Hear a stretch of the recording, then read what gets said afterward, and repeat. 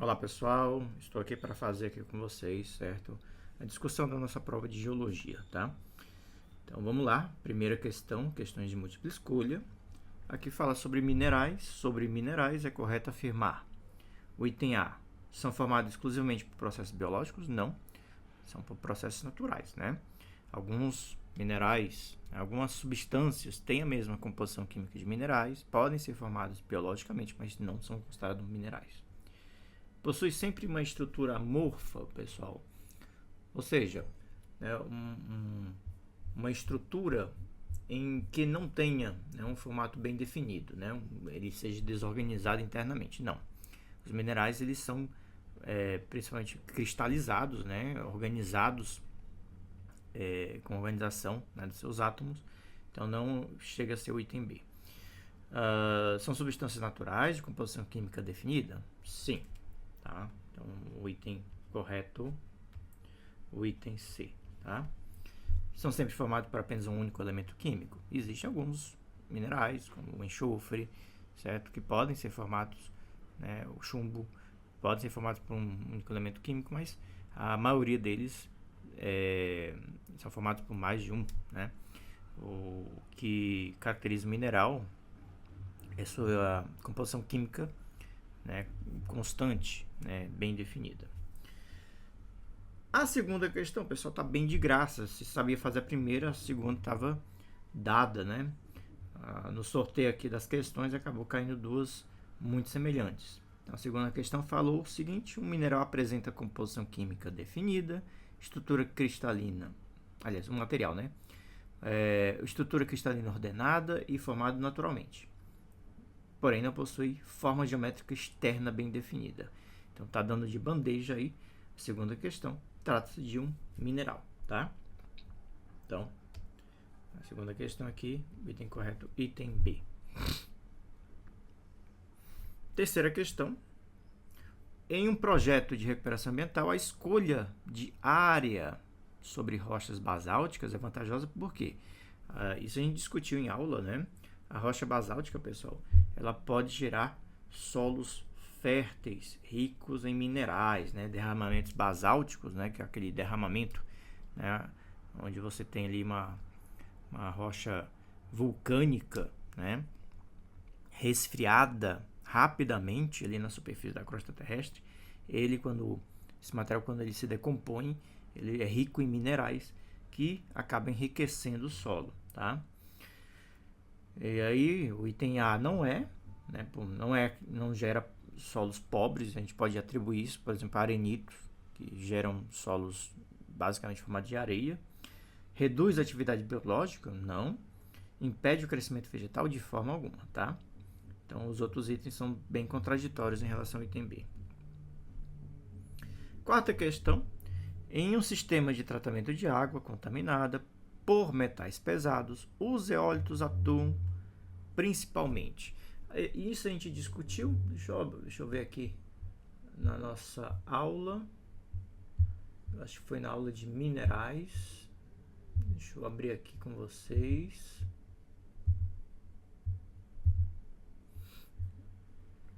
Aula aqui de minerais. Lá no finalzinho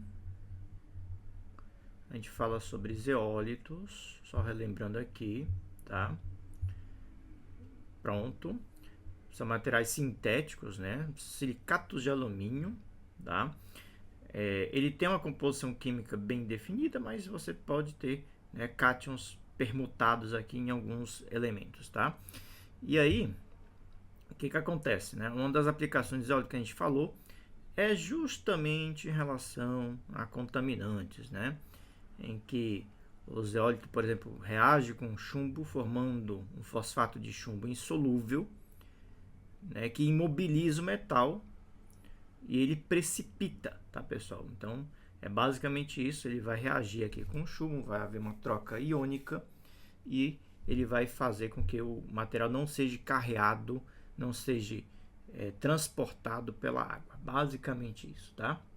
Então, voltando aqui para a questão, como é que ele atua? Dissolução química dos metais? Não, ele não vai dissolver, tá, pessoal? Troca iônica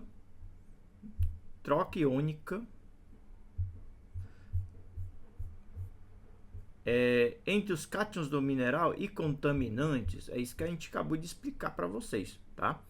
Então, na quarta questão, o item B, né, existe uma troca iônica, o chumbo ele é aderido ao zeólito que libera cátions, né? Você pode ter ali sódio, cálcio, enfim, como um dos elementos que são liberados e acaba atuando, né, dessa maneira. Compactação do solo contaminado? De forma alguma, né? Como é que ele vai compactar o solo, né? Oxidação direta dos metais? Não, tá? Ele não vai oxidar, ele vai haver uma troca iônica, como a gente mostrou aqui para vocês no slide. Quinta questão. Em uma área de mineração abandonada, com presença de pirita. O que é pirita, pessoal? Você tem ferro e enxofre, tá? Inclusive, a gente falou, deixa eu ver aqui na nossa aula, a gente fala a respeito, deixa eu ver se eu, aqui, certo? Em problemas de drenagem ácida, tá? Vamos ver, vamos continuar aqui com a questão. Observou-se que o pH da água é inferior a 4, quer dizer que o material está muito ácido, e a presença de metais dissolvidos. Ok. Aí você vai ter, né, enxofre, você vai ter ferro, enfim, você vai ter a liberação, né? A perita ela oxida e acaba liberando, né, materiais, enxofre, por exemplo, que com a água acaba transformando em ácido sulfúrico. Qual é a melhor estratégia para mitigação inicial? Aumento da drenagem superficial? Gente, se você aumenta a drenagem, né, você não vai melhorar, né? O problema lá já está na acidez. Então, uso de calcário para neutralização? Perfeito. O calcário, gente, ele vai deixar o solo mais básico e vai reduzir a acidez, tá? Compactação do solo superficial? Não. Cobertura com areia? Não.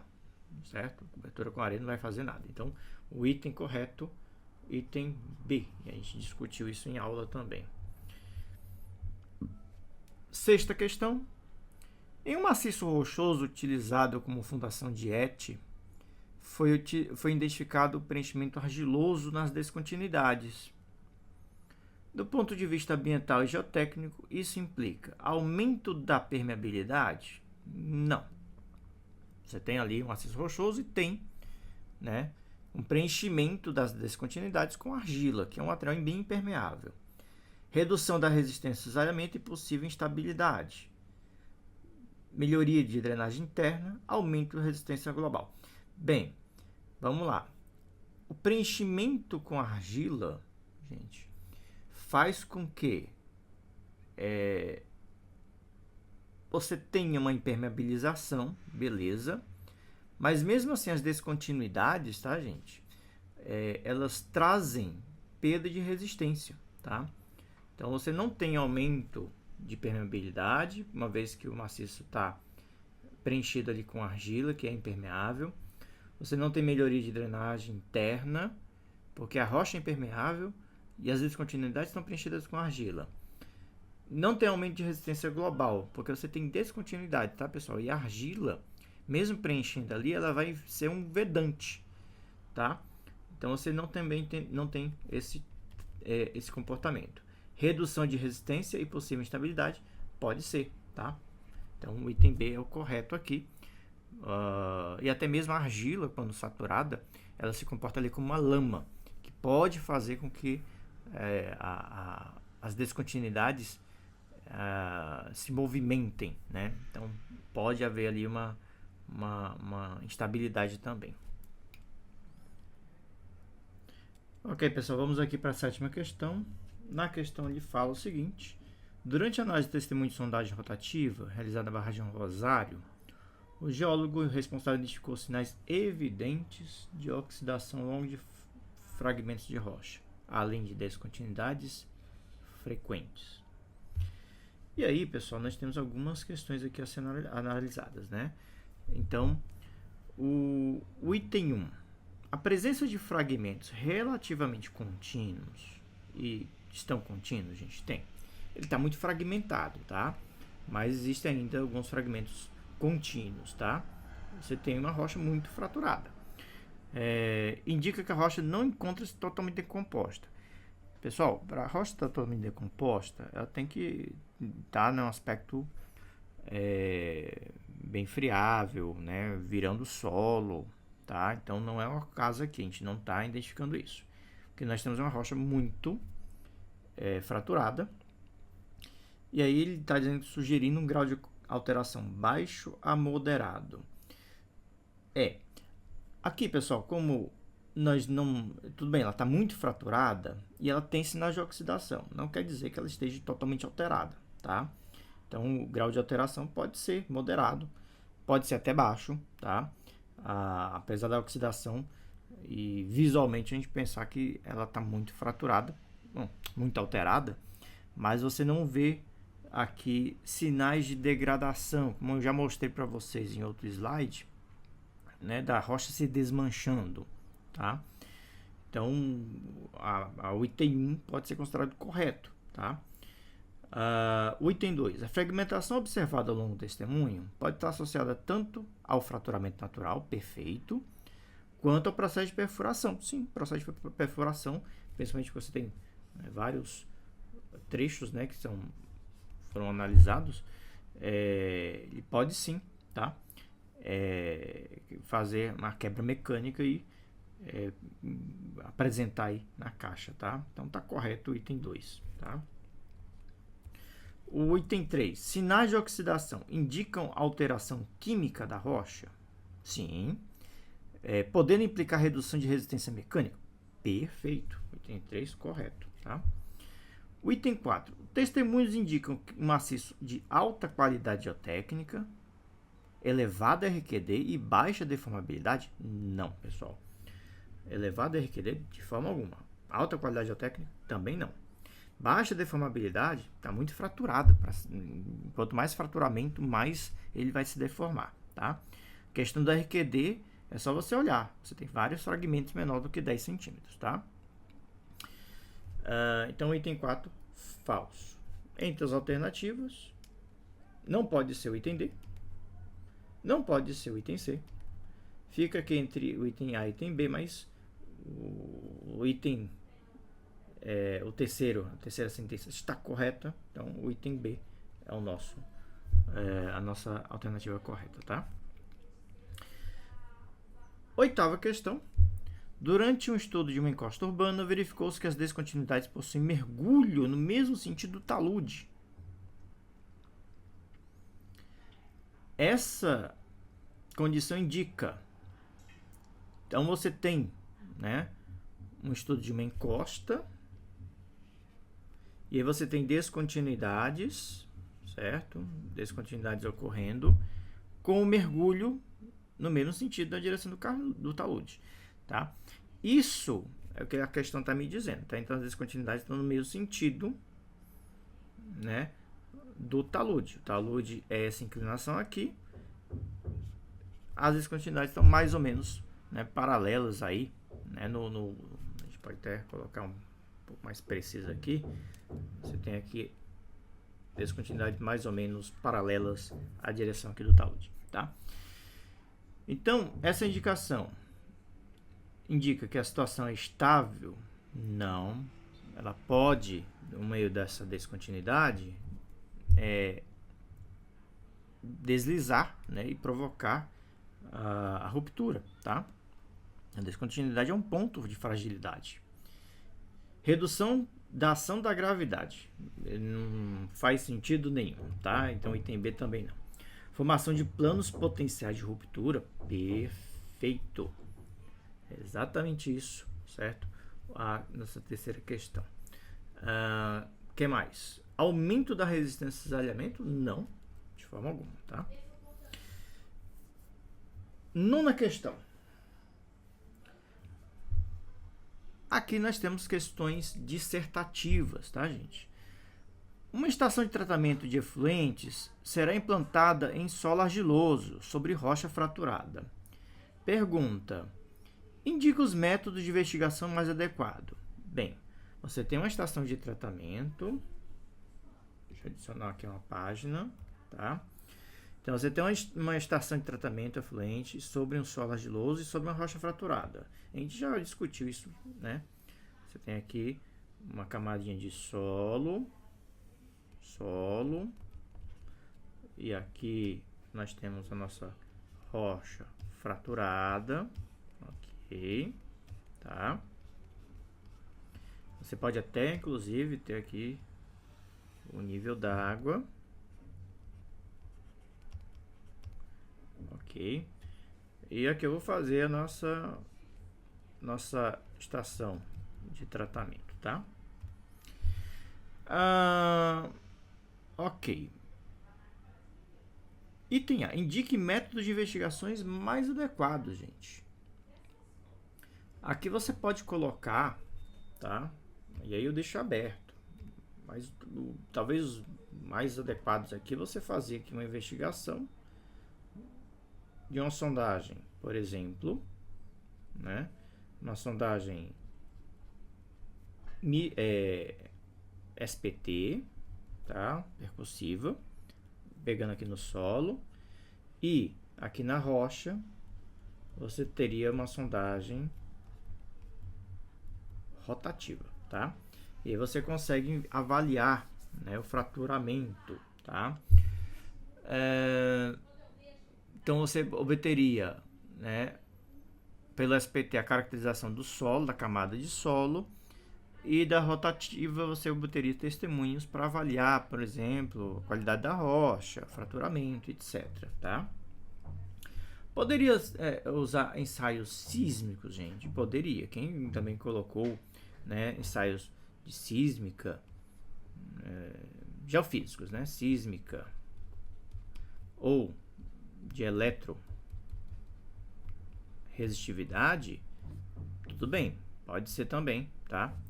Cone e pesocone, né? Não. Pesocone de forma alguma, porque tem rocha, tá? O pesocone é só para solo, tá? Gravimetria, não. Gravimetria, ele é mais em situações que você tenha ou, né, um material muito denso, como minério de ferro, ou você tenha, né, uma grande região ali, tipo uma descontinuidade, uma caverna, então, de forma alguma, tá? Então, você até pode usar SPT rotativa de preferência e sísmicas, tá bom? Poderia usar trado, gente? O trado, você só estaria ali explorando o solo, né? Até poderia, de forma complementar, usar o trado ou mesmo poços, tá? Mas o ideal é que você, como você vai fazer uma aplicação, né, uma estação de tratamento, uma estrutura que vai ser construída ali em cima, o ideal é que você faça esse PT, por quê? Porque você vai obter informações de resistência do solo. Você tem ali um ensaio de penetração, né, que é feito durante o SPT, tá? E isso te dá parâmetros para você saber que carga você pode colocar ali naquele material, tá? Então o SPT ele seria uma sondagem mais completa, tá? O item B. Explica a importância da identificação do nível freático, tá? Se você vai ter uma estação de tratamento, essa estação de tratamento ela pode, certo? Ela pode contaminar o lençol freático, tá? Então você identificar qual é a profundidade que está esse nível freático é fundamentalmente importante para você identificar como é que, né, comporta esse fluxo de contaminantes, tá? Se você tiver uma profundidade muito grande, esses contaminantes eles podem, né, caso aconteça de serem liberados pela estação de tratamento, né, ele pode, né, demorar um pouco mais para chegar lá no nível freático, tá? Então isso influencia, né, a questão da estabilidade do solo, enfim. Então a contaminação é o principal fator, né? Então, você sabendo o nível freático, você sabe mais ou menos, né, qual o potencial de contaminação que você tem ali da região, né? O item C: escuta os riscos associados à presença de fraturas na rocha de fundação, tá? Bem, havendo o fraturamento, gente, você tem que levar em consideração duas coisas, tá? Transporte de contaminantes,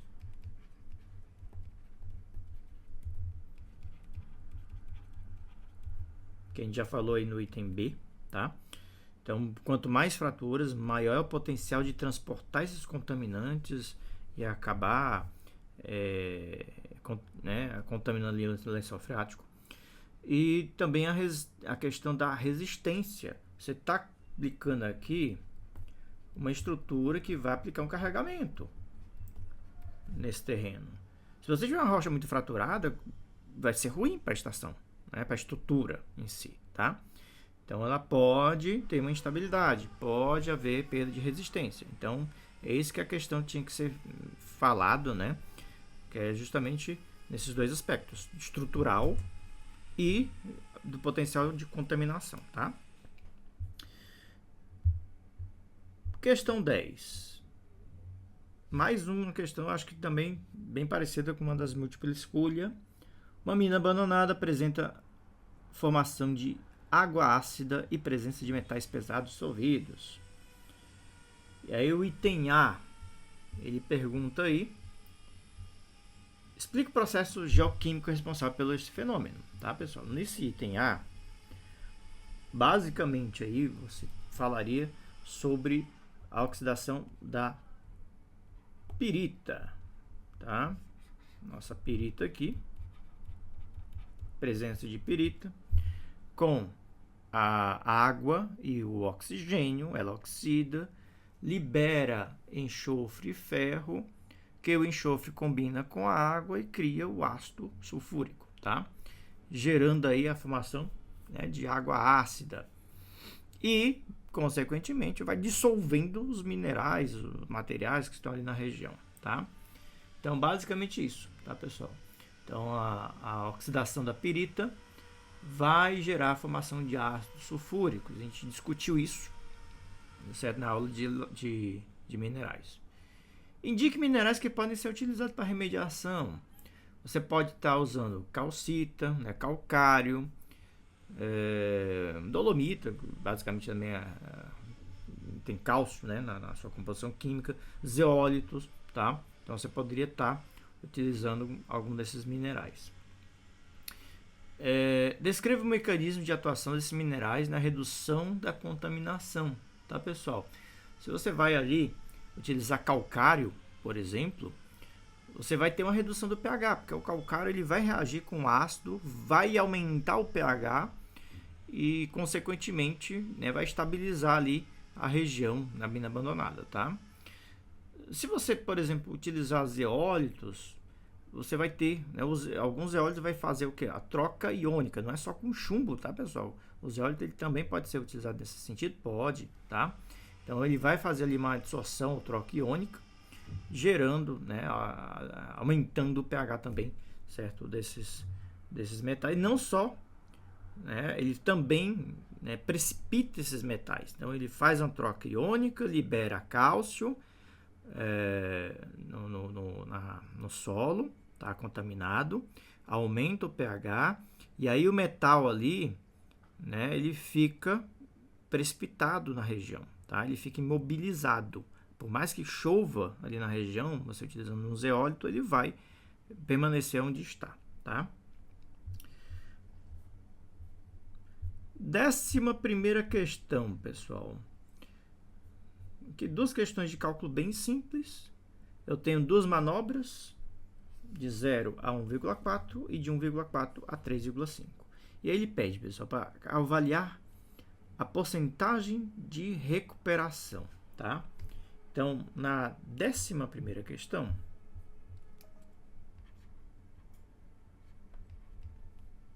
você tem aqui o trecho de 0 a 1,4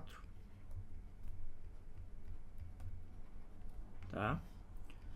A porcentagem de recuperação vai ser tudo que tu recuperou aqui nesse trecho, pessoal. Então, é como se tivesse perfurado aqui um terreno. Ele chegou em 1,4 metros de perfuração. E recuperou quanto? Recuperou 1 metro, tá? Ó, você tem aqui de 0 a 100 centímetros, 1 metro, né? A gente já falou isso, que a caixa, né, onde ficam os testemunhos, tem 1 metro de tamanho, tá? Então, o porcentagem de recuperação é tudo que tu recuperou, 100 centímetros, dividido pelo comprimento da testemunhagem, 140.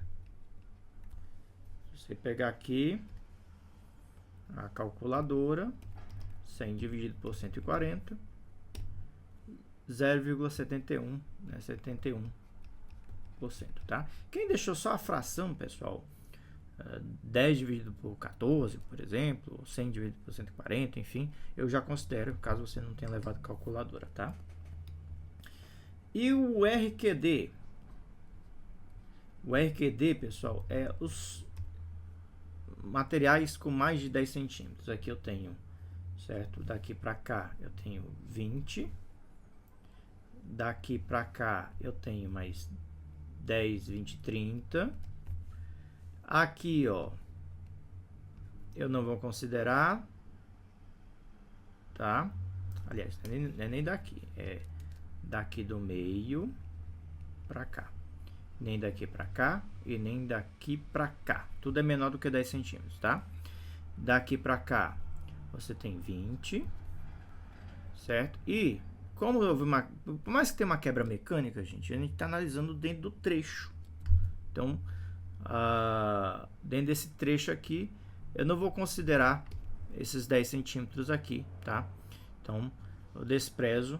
Por quê? Porque houve uma quebra mecânica, tudo bem, eu não considero esse testemunho aí, tá? Então, você tem 20, 40, 40 mais 30, 70. Então, você tem 70 centímetros dividido por 140. Isso dá 50%, tá?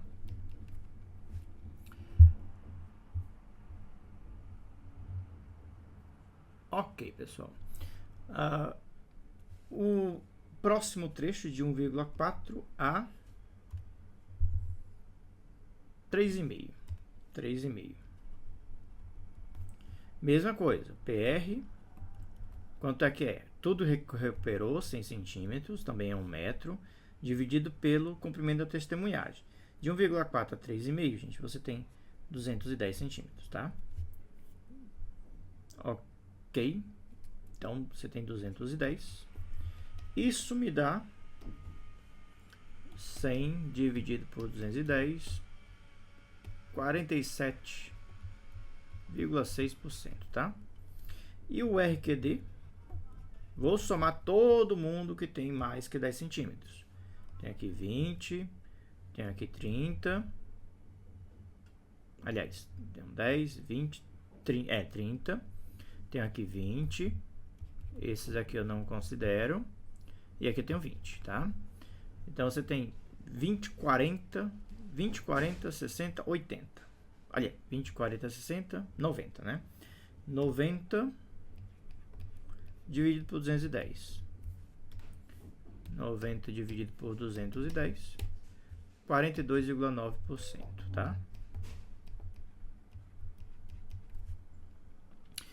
Vamos aqui para a 12ª questão. Uma amostra de rocha foi submetida a um ensaio de carga pontiforme. E aí eu dou a carga e o diâmetro, tá, pessoal? Calcule a resistência pontiforme. Eu estou dando a fórmula aí, é só substituição de fórmula. Então, a resistência pontiforme vai ser a carga, que é 4,6 kN. Eu estou dividindo por 1000 para 100 kN. Dividido pelo diâmetro. E aqui eu vou converter para metros, tá, pessoal? Quilonewton por metro quadrado. Então, 50 vezes 10 a menos 3 metros ao quadrado, tá? Isso vai me dar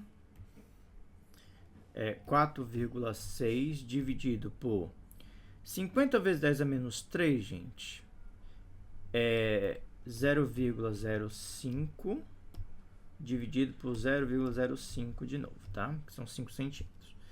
Então, isso me dá 1.840 quilonewtons por metro quadrado, tá? Isso é minha resistência pontiforme. Ou você também pode colocar o seguinte: se você dividir por 1000, você tem 1,84 MPa. Tá? Estime a resistência de compressão simples. Aí é simples. Você vai pegar o fator 23 e multiplicar pelo IS. Só a substituição de fórmula, tá, gente? Então, 23 vezes 1,84 megapascal dá 42,3 MPa ou 42.320 quilonewtons por metro quadrado, tá?